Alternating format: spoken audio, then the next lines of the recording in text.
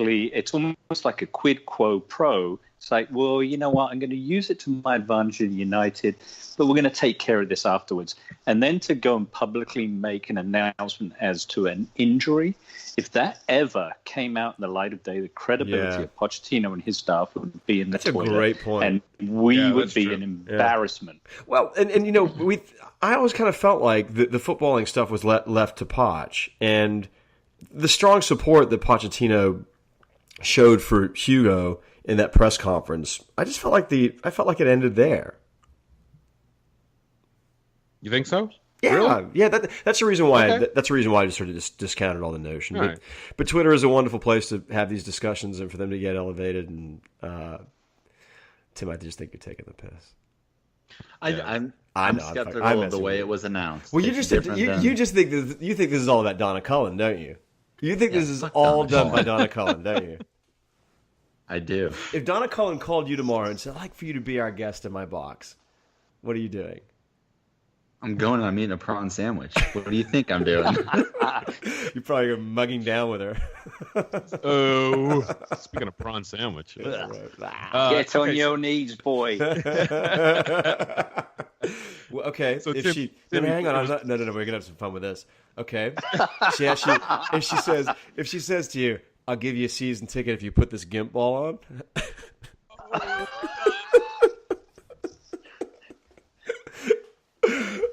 Tim? Just say no, Tim. I would not do it. All right, moving on. Okay, so we mentioned about Tim. You talked about Dembele, and can he play 2 matches in a row? It was pretty poor, and when Winksy came on, it provided a spark, albeit a little bit too late. Hotspur Sam at Hotspur Sam on Twitter asks, "Do we now realize what Dyer brings to this team?" And Dave Ellis at fullback 03. Dyer is the cement to the side. You can't leave him out unless Wanyama's fit. Big mistake. Your thoughts on Dyer? Because I've got my own. And my own are, I fear the errant pass from Eric Dyer that leads to a goal more than I do from anybody else on this team. He tends to make those kinds of mistakes. I don't think he's a bad footballer. I don't think he's a bad player. I think he's a very good all-around footballer. But there's a reason he's on the bench. And I know you have a little bit of a differing opinion about Eric Dyer. Well, look, I'm not going to say that he's had a great start to the season because it's clear from just watching the matches. He hasn't. But you're talking about errant passes. I mean, my God, Vertonghen probably had to run an extra mile because of the poor passes Dembele was making to him. Every single time in that first half, he had to run like completely to the sideline just to get to Dembele's pass. It was all over the place. And I don't think that, Dyer's the cement in the side. I'm not going to say I realize now what he brings to this team because he was out, but I realize now that Dembele can't run 2 matches at this level back to back. And we missed that player there in central defensive midfield in front of our defenders. We missed a strong player in the midfield. Dembele wasn't himself. He was the Dembele that he had reverted to in the Manchester United semifinal match last season. That's the Dembele we saw. We didn't see the Dembele from Manchester United last week. Okay.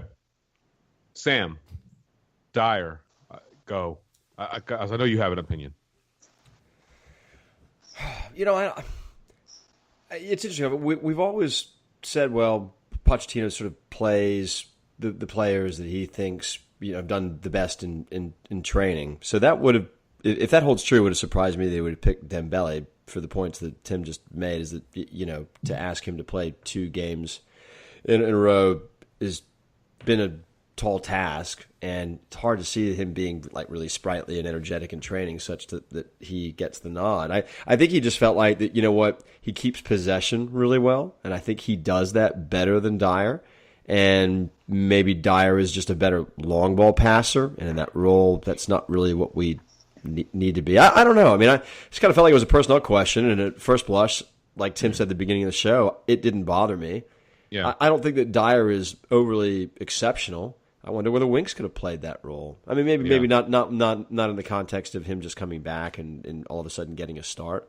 But yeah, I mean, in retrospect, the Monday morning quarterbacking that we're doing, we're scratching our heads saying, why was Dembele starting? But I'm not sure that Dyer in and of itself was would be the answer. Sorry to answer your question directly. I really don't know. Chairs, is this the one position where you look at where either based on player inconsistency or what seems to become systemic injury with some of these guys at the central defensive mid position, is this where if we're going to look for anything in a transfer window, it starts here? I think so, because I was about to ask the question when Sam mentioned Winks. Is Winks, a fully fit Winks, good enough to start and be better than Dyer and the heir apparent to Dembele when he leaves us? Because we know Sissoko isn't. Yeah. So those, and you got Wanyama, which, it's kind of like the Toby discussions we've been having with him reemerging into the squad. Wanyama in that first season was like the best thing that happened to Tottenham, and then last year we really missed him. He just was not present in the team, and I think we just find ourselves really not cementing that position well when it comes to the dynamic of the team. And if we're heavily reliant on Dembele and we don't have these guys fit, we're going to struggle there this season. We're going to default to 2 when there are matches we shouldn't. I just don't think that we're in a position as a club to wait for Amos and Skip to develop and become those next big stars coming up out of the youth system. Look how long it's taken Winks to really take flight, and there's still some injury and inconsistencies there that the club are dealing with. So I kind of agree with you there. I think that needs to be the next focus point of purchase. Where did it all go wrong? Sammy Taylor Shot at TR Shot 23 asks, what did we lack more today? A game changer or game management? Is it a learning curve Poch has yet to overcome, or do we lack the craft, like a 12-13 Bale, to have someone that can just take over a game, or might it even be both? Well, I think injuries made a difference, right? Not being able to call on Lamela, not having any kind of impact sub.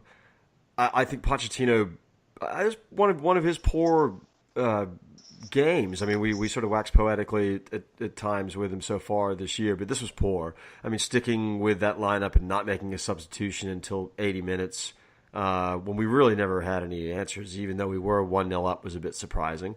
So, I think we have to put things in context. I mean, this is one of those results where just, man, everything went wrong.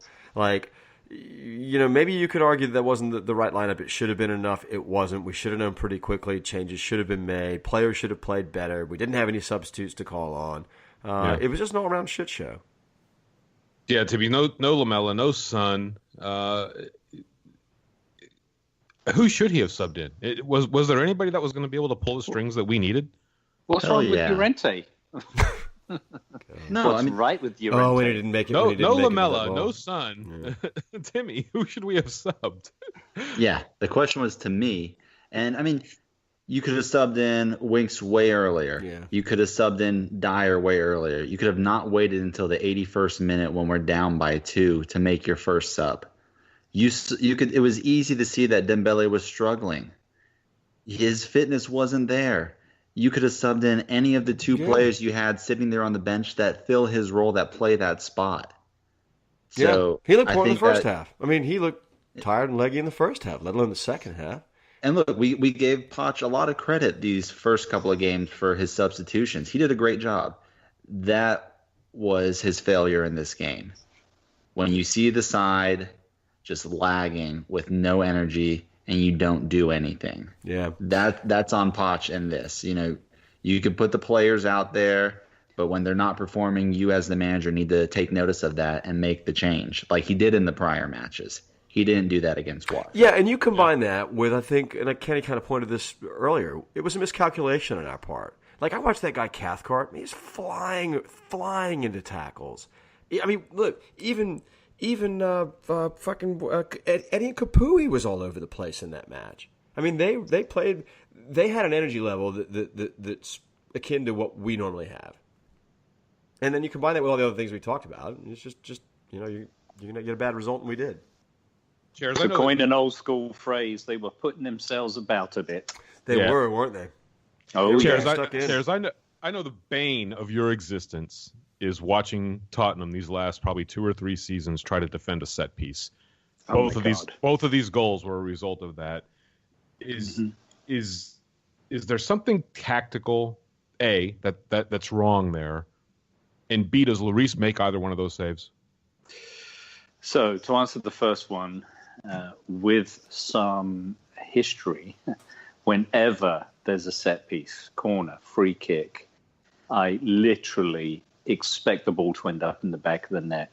It can be a team from the 80s, definitely a team from the 90s and the noughties. But even now, I don't know what we do in training that cannot solve for this, because these two were pretty piss poor. The defensive positioning, I mean, Kane on the first one was at fault for not marking his man. I mean, the marking was just shocking. Alderweireld just misjumped on the second one. It went over his head. I don't know who else was covering goal side of that. But I know who it was. It's the guy who's been fucking up the whole game. Dembele was the one covering him. Toby was just in front trying to get the header on it. Yeah, I just have this vision of Toby arching his head and completely missing the ball, and it's seared into my brain. But I don't think Vaughan is at fault on that first one, and I don't think Lloris would have got that. That was the perfect header from Fat Drake. That second one, I don't think it was a goalkeeper's opportunity to get that one either. They were just well-positioned headers, but were at fault for not defending the cross into the box well. It was a foul by Dembele that caused the free kick in the first place in the second one. Right, and you get a perfect header in that position and no one's challenging you. The right players can put the ball in the net, and both those guys can head the ball very, very well. And our problem is we don't seem to have that same dynamic when it comes to us going down. I mean, what did we have? 7 or 8 corners in the first half? Yeah. Not Whoa. one of them. Go on. We did it last week.